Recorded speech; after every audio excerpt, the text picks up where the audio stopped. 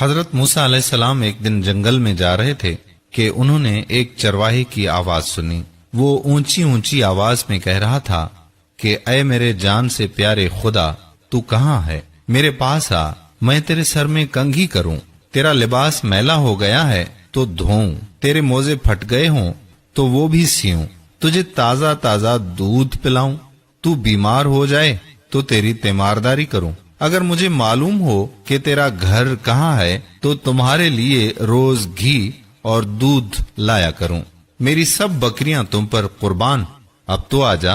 حضرت موسیٰ علیہ السلام اس کے قریب گئے اور کہنے لگے کہ ارے او احمق، تو یہ باتیں کس سے کر رہا ہے؟ چرواہے نے جواب دیا کہ اس سے کر رہا ہوں جس نے تجھے اور مجھے پیدا کیا اور یہ زمین و آسمان بنائے۔ یہ سن کر حضرت موسیٰ علیہ السلام نے غضبناک ہو کر کہا کہ ارے او بدبخت، تو اس بیہودہ بکواس سے کہیں کا نہ رہا، بجائے مومن کے تو کافر ہو گیا۔ خبردار، ایسی بے معنی اور فضول بکواس بند کر، تیرے اس کفر کی بدبو ساری دنیا میں پھیل گئی۔ ارے بے وقوف، یہ دودھ لسی ہم مخلوق کے لیے ہے، کپڑوں کے محتاج ہم ہیں۔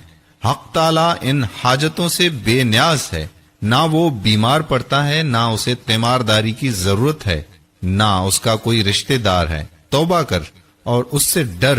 حضرت موسیٰ علیہ السلام کے غیظ و غضب میں بھرے ہوئے یہ الفاظ سن کر چرواہے کے اوسان خطا ہو گئے اور وہ خوف سے تھر تھر کانپنے لگا، چہرہ زرد پڑ گیا اور بولا، اے خدا کے جلیل القدر نبی، تو نے ایسی بات کہی کہ میرا منہ ہمیشہ کے لیے بند ہو گیا اور مارے ندامت کے میری جان ہلاکت میں پڑ گئی۔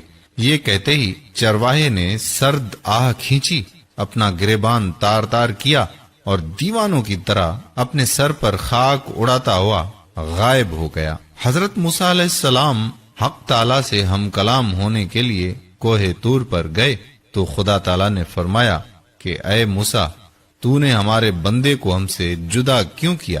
تو دنیا میں جدائی کے لیے آیا ہے یا میلاب کے لیے؟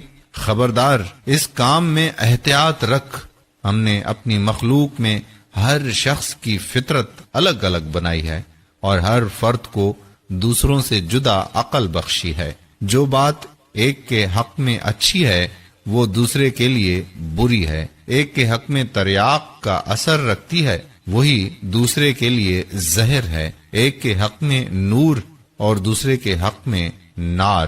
ہماری ذات پاکی و ناپاکی سے مبرا ہے۔ اے موسیٰ، یہ مخلوق ہم نے اس لیے پیدا نہیں فرمائی کہ اس سے ہماری ذات کو کوئی فائدہ پہنچے۔ اسے پیدا کرنے کا مقصد یہ ہے کہ اس پر ہم اپنے کمالات کی بارش کریں۔ جو شخص جس زبان میں بھی ہماری حمد و ثنا کرتا ہے، اس سے ہماری ذات میں کوئی کمی بیشی واقع نہیں ہوتی۔ مدح کرنے والا خود ہی پاک صاف ہوتا ہے۔ ہم کسی کے قول اور ظاہر پر نگاہ نہیں رکھتے، ہم تو باطن اور حال دیکھتے ہیں۔ اے موسیٰ، خرد مندوں کے آداب اور ہیں، دل جلوں اور جان ہاروں کے آداب اور۔